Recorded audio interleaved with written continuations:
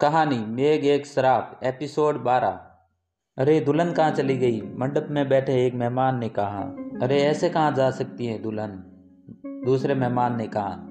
रुद्र अपनी जगह से उठता है और दुल्हन को ढूंढने लग जाता है। रुद्र के सभी दोस्त दुल्हन को ढूंढने लग जाते हैं। अर्जुन और समीर हवेली के अंदर दुल्हन को ढूंढने लगते हैं और बाकी सब दुल्हन को गार्डन में ही ढूंढ रहे थे। समीर मिली क्या? अर्जुन ने कहा। नहीं भाई नहीं मिली, समीर ने कहा। पता नहीं यार, अचानक लाइट जाते ही कैसे गायब हो गई। लाइट जाने से पहले तो सब कुछ ठीक था ना। हाँ यार पता नहीं, मुझे ना ये गांव ही विचित्र लगता है। हाँ यार, बहुत देर ढूंढने के बाद ही दुल्हन किसी को भी कहीं पर भी नहीं मिलती है। किसी को भी समझ नहीं आ रहा था कि ऐसे दुल्हन बीच मंडप में से कैसे गायब हो सकती है। रुद्र की माँ और चाची मंडप के अंदर खड़े थे। तभी रुद्र की माँ अपना हाथ सर पर रखते हुए धीमी धीमी आवाज में कहती है। रुद्र बोलते हुए बेहोश हो जाती है। अपनी जेठानी को बेहोश होते देखकर आयशा की चीख निकल जाती है और वो चिल्लाते हुए कहती है, दीदी। जब रुद्र देखता है तो उसकी माँ बेहोश होकर गिर गई होती है। रुद्र भागकर अपनी माँ के पास जाता है और कहता है, उठो माँ, ये आपको क्या हो गया? रुद्र के सभी दोस्त रुद्र की माँ को घेर कर खड़े हो जाते हैं और जिससे गर्मी होने लगती है। समीर और अर्जुन सबको हटाने लगते हैं और आप लोग सभी साइड हो जाएं और हवा आने दें। कोई डॉक्टर को फ़ोन करो, आयशा ने कहा। रुद्र के चाचा अपनी जेब से फ़ोन निकालते हैं और डॉक्टर को कॉल करने लगते हैं। हेलो आस्था हॉस्पिटल, आप किसी को डॉक्टर को भेजिए। रुद्र अपनी माँ को उठाता है और हवेली के अंदर लेकर जाता है। रुद्र की माँ बिस्तर पर लेटी हुई थी और अभी तक बेहोश थी और परिवार के बाकी लोग भी उसी कमरे में मौजूद थे। पता नहीं किसकी नज़र लगी मेरे परिवार को, आयशा ने रोते हुए कहा। आप फिक्र मत कीजिए, जल्दी ठीक हो जाएगा, तन्वी ने कहा। सारे मेहमान पता नहीं क्या सोच रहे होंगे, अब हमारी कितनी बदनामी होगी सारे समाज में। आप फिक्र मत कीजिए, भगवान सब कुछ ठीक कर देगा जल्दी, अर्जुन ने कहा। और रुद्र कुछ नहीं बोल रहा था, वो बस अपनी माँ के पास चुपचाप बैठा हुआ था और उनके माथे पर बार बार हाथ फेर रहा था। रुद्र के चाचा और राम काका मेहमानों के साथ मंडप में खड़े हुए थे। रुद्र के चाचा को कुछ समझ नहीं आ रहा था कि वो मेहमानों को क्या जवाब दे। क्या बोले कि दुल्हन कहाँ गायब हो गई। बहुत सोचने के बाद, आप सभी लोग यहाँ पर पधारे उसके लिए बहुत बहुत शुक्रिया, पर किसी कारण के ये शादी नहीं हो सकती। मैं आप सबसे माफ़ी चाहूँगा। मेरी आप लोगों से विनती है कि आप लोग सुबह से भूखे होंगे तो आप खाना खाकर जरूर जाइएगा। इतना कहकर संतोष हवेली के अंदर जाने लगता है। करीब आधे घंटे बाद राम काका एक लेडीज डॉक्टर को लेकर हवेली के अंदर आते हैं, जिसकी उम्र करीब 30 वर्ष होगी, जिसकी हाइट 5 फुट 5 इंच, रंग गोरा और थोड़ी सी हेल्दी। घर के बाकी सब लोग नीचे हॉल में ही बैठे थे। रुद्र और आयशा ही रुद्र की माँ के पास बैठे हुए थे। राम काका डॉक्टर को लेकर ऊपर वाले कमरे में जाते हैं। डॉक्टर को देखकर रुद्र अपनी जगह से उठ जाता है और डॉक्टर के पास जाकर कहता है, अच्छा हुआ डॉक्टर कि आप आ गए। देखिए ना मेरी माँ को क्या हुआ है, उनको अभी तक होश नहीं आया है। देखिए मैं उनका चेकअप करती हूँ, तब तक आप दोनों प्लीज इस कमरे से बाहर चले जाइए। रुद्र और आयशा कमरे से बाहर चले जाते हैं और सबके पास आकर नीचे हॉल में बैठ जाते हैं। कुछ देर बाद डॉक्टर बाहर आती है और रुद्र भागकर जाता है डॉक्टर के पास और कहता है, अब कैसी है मेरे माँ की तबीयत? देखिए घबराने की कोई बात नहीं है, उन्हें कमजोरी थी, मैंने इंजेक्शन लगा दिया है, उन्हें कल सुबह तक होश आ जाएगा। अब उन्हें आराम करने की ज़रूरत है और हाँ, मैं कुछ दवाइयाँ लिख देता हूँ जो आप कल सुबह तक ले आएगा। जी डॉक्टर। डॉक्टर अपने बैग में से पेपर और पेन निकालती है और एक सोफे पर जाकर बैठ जाती है और उस पेपर पर दवाइयों के नाम लिखते जा रही थी। जब से डॉक्टर नीचे आई थी, अर्जुन उन्हें ही घूरे जा रहा था। ये लीजिए, मैंने 3 दिन की दवाई लिख दी है, डॉक्टर ने रुद्र को पर्चा देते हुए कहा। जी डॉक्टर। डॉक्टर वहाँ से जाने लगती है, तभी अर्जुन उनके पास जाता है और कहता है, डॉक्टर आपका नाम? जी मेरा नाम डॉक्टर माधुरी शर्मा है, माधुरी शर्मा, अर्जुन ने नाम दोहराते हुए कहा। क्यों, क्या हुआ, आपको मेरा नाम पसंद नहीं आया क्या? डॉक्टर माधुरी ने हंसते हुए कहा, जी नहीं, ऐसी कोई बात नहीं है, आपका नाम बहुत अच्छा है, पर मुझको ऐसा क्यों लगता है कि मैंने आपको कहीं पर देखा है। जी माफ़ कीजिएगा, पर मैंने तो आपको कहीं पर नहीं देखा। अर्जुन अपने दिमाग पर जोर देते हुए कहता, आप इंदौर से है क्या? हाँ, पर आपको कैसे पता? Apollo hospital?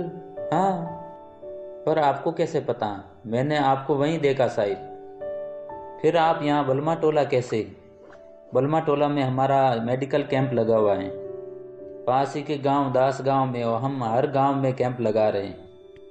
अच्छा, पर आपको मैंने और कहीं देखा हुआ है, अर्जुन ने सोचते हुए कहा। पर मुझे तो कुछ याद नहीं। अच्छा, अब मैं चलती हूँ, ज़रूरत पड़े तो बुला लेना। जी शुक्रिया। अरे, इसमें शुक्रिया की क्या बात है, यह तो फर्ज है मेरा। रात के 10 बज रहे थे। रुद्र अपनी माँ के पास बैठा हुआ था, जो अब की आराम कर रही थी, और बाकी सब नीचे हॉल में बैठे हुए थे। तभी तन्वी देखती है कि स्वाति अपने पेट को बहुत जोर से दबा रही हो, जैसे कि उसको पेट में बहुत जोर से दर्द हो रहा हो। क्या हुआ स्वाति बेटा? कुछ तो नहीं दीदी, घबराओ मत बेटा, कुछ तो बताओ। वो दीदी, मेरे पेट में दर्द हो रहा है। वो तो होएगा ना, यदि खाना नहीं खाओगी तो। चलो तुम हाथ धो दो, मैं तुम्हारे लिए खाना निकाल कर देती हूँ। नहीं दीदी, मुझे नहीं खाना। देखो, ऐसे मना नहीं करते, मुझे पता है कि तुम क्यों नहीं खाना खा रही। इसलिए ना कि आंटी जी की तबीयत ठीक नहीं है। पर ऐसे हम लोग खाना नहीं खाएंगे तो उनका ध्यान कौन रखेगा? तन्वी की बात सुनकर अनन्या ने कहा, तन्वी सही बोल रही है, हम सबको भी अपना ख्याल रखना चाहिए और खाना खा लेना चाहिए। हाँ, तन्वी ठीक बोल रही है, संतोष ने कहा। सभी लोग खाना खाने के लिए डाइनिंग टेबल पर एक साथ बैठ जाते हैं। अनन्या और तन्वी रसोई घर में खाना निकाल रही थी। जब तन्वी खाना लेकर आती है, तब तन्वी ने देखा कि सभी लोग डाइनिंग टेबल पर बैठे हुए थे, सिवाय रुद्र को छोड़कर। वो वहाँ पर नहीं था। तभी तन्वी रुद्र की चाची से पूछती है कि रुद्र नहीं आया क्या? वो नहीं आएगा, बचपन से वो ऐसा ही है, माँ के बगैर उसे कुछ अच्छा नहीं लगता। बचपन में जब वो 10 साल का था तो उसके पापा की मौत हो गई, और उसके बाद ही उसके दादाजी का लकवा हो गया, और उस सदमे से बहुत देर से उबर पाया था वो। अब उसे डर लगा रहता है कि वो कहीं अपनी माँ को भी ना खो दे। इसलिए रुद्र उनकी हर एक इच्छा पूरी करता है। हमारा रुद्र माँ का कहना कभी नहीं टालता। सही कहा आपने, जितना प्यार वो अपनी माँ से करता है, शायद रुद्र उतना प्यार कभी किसी से नहीं करता। तन्वी ने कहा। सभी लोग अपने कमरे में सोने चले जाते हैं। रात के करीब 12 बज रहे थे, और तभी तन्वी की नींद खुलती है और वो अनन्या को उठाती है। क्या हुआ तन्वी, इतनी रात को क्यों उठा रही हो? ये काम करेगी क्या इतनी रात को? हाँ हाँ प्लीज़, ये काम सिर्फ तुम ही कर सकती हो। क्या? अभी मेरे साथ नीचे चलो। क्या इतनी रात को? हाँ। बात क्या है ये तो बताओ पहले। तुम नीचे चलो, मैं सब बताती हूँ। अनन्या तन्वी के साथ नीचे रसोई में जाती है, और वो कुछ चावल और कुछ रोटियां निकाल कर थाली में परोसती है। यह थाली मैंने रुद्र के लिए बनाई है, क्या तुम इसे ले जाकर रुद्र को दे दोगी? तुम क्यों नहीं दे सकती उसे? अनन्या, मैं उसे देने जाऊंगी तो उसको लगेगा कि मैं उससे अभी भी प्यार करती हूँ, और मैं नहीं चाहती कि उसको ये लगे, क्योंकि हमारा रिश्ता बहुत क्रिटिकल स्टेज पर है, और जब एक बार आईना टूट जाए तो इसमें दोबारा चेहरा नहीं दिखता। फिर वो सिर्फ एक कांच का टुकड़ा रहता है, चाहे हम कितनी भी कोशिश कर ले उस टुकड़े को जोड़ने की, सिर्फ जख्म ही देता है। तुम तो मुझे समझ सकती हो ना। कॉलेज में, हॉस्टल में, एक तुम ही तो थी जिसने हमेशा मेरा साथ दिया है। हाँ तन्वी, मैं समझ सकती हूँ, पर तुम्हें तो पता है ना कि रुद्र की चाची भी उसे खाना देने गई थी, पर उसने नहीं खाया। और रुद्र बहुत जिद्दी है, वो मेरे हाथों से भी नहीं खाएगा, वो खाएगा। तुम सिर्फ उसे इतना कहना कि जली हुई रोटी और जले हुए दिल हमेशा हमेशा जले हुए नहीं होते। क्या? ये सब क्या? कुछ मत करो, ये थाली ले जाओ और रुद्र को देकर आओ चुपचाप। जाओ जल्दी अब। अनन्या वो थाली उठाती है और रुद्र के पास जाने लगती है। जब अनन्या रुद्र के पास पहुंचती है तो वो देखती है कि रुद्र अभी भी जाग रहा था और अपनी माँ के पास बैठा हुआ था। क्या मैं अंदर आ सकती हूँ? अनन्या ने कहा। हाँ। रुद्र, यह खाना खा लो। नहीं, मुझे भूख नहीं है। देखो, जली हुई रोटी और जले हुए दिल हमेशा जले हुए नहीं होते। रुद्र ने जैसे ही यह बात सुनी, वो अनन्या को घूरने लग जाता है। अब तो खाना खाओगे ना? हाँ। इतना कहकर रुद्र रोटी का निवाला तोड़ने लगता है। उसको याद आता है यूएनटी कॉलेज में, जब कैंटीन में तन्वी और रुद्र एक साथ बैठकर घंटों बातें करता रहता था। रुद्र और तन्वी कैंटीन में बैठकर खाना खा रहे थे। तन्वी के टिफिन में भिंडी और रोटियां थी। रुद्र, तुम्हें खाना बनाना आता है ना? तन्वी ने कहा। क्यों? रुद्र ने कहा। क्योंकि मुझे नहीं बनाना आता। फिर तो तुम्हें बनाना सीखना पड़ेगा, ऐसे कैसे चलेगा? तो क्या हुआ, तुम हो ना। मैडम, मैं एक दिन बना सकता हूँ, 2 दिन बना सकता हूँ, पर रोज़ रोज़ थोड़ी बना सकता हूँ।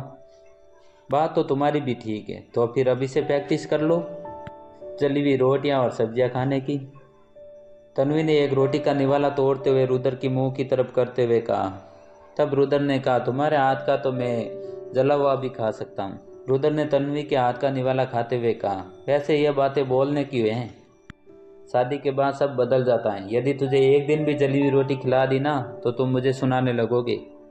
ऐसा नहीं है मेरी तन्वी, मैं तुम्हें एक बात बताता हूँ, जली हुई रोटी और जले हुए दिल हमेशा जले हुए नहीं होते। हो सकता है ज़्यादा आँच और ज़्यादा प्यार की वजह से वो जल गए हो, और रोटी को तो प्यार से ही बनाया गया होगा ना, उसका स्वाद तो हमेशा अच्छा ही होगा, भले ही वो रोटी कितनी भी जली हुई क्यों ना हो। ये रोटी कैसे जल गई, कैसे जली ये तो समझ गई, पर ये जले हुए दिल की कुछ बात समझ में नहीं आई। वक्त आने पर समझ जाओगी तन्वी, बताओ ना रुद्र। तन्वी ने प्यार से बोला, नहीं मुझे नहीं बताना, एक दिन तुम खुद समझ जाओगी। चलो छोड़ो ये सब बातों में, तुम खाना खाना ही भूल गए, तन्वी ने रुद्र को खाना खिलाते हुए कहा। रुद्र अपनी माँ और अनन्या के पास बैठकर खाना खा ही रहा था कि उसे किसी के दरवाज़ा खटखटाने की आवाज़ सुनाई देती है। इतनी रात को कौन आया होगा, अनन्या ने कहा। रुद्र ने हैरानी से कहा, पता नहीं। रुद्र और अनन्या सोचने लग जाते हैं कि रात के 1 बजे कौन दरवाज़ा खटखटा सकता है। अब आगे की कहानी मिलेगी आपको अगले भाग में। यदि आप हमारे चैनल पर नए हैं तो हमारे चैनल को सब्सक्राइब ज़रूर करें और हमारे वीडियो को लाइक ज़रूर करें।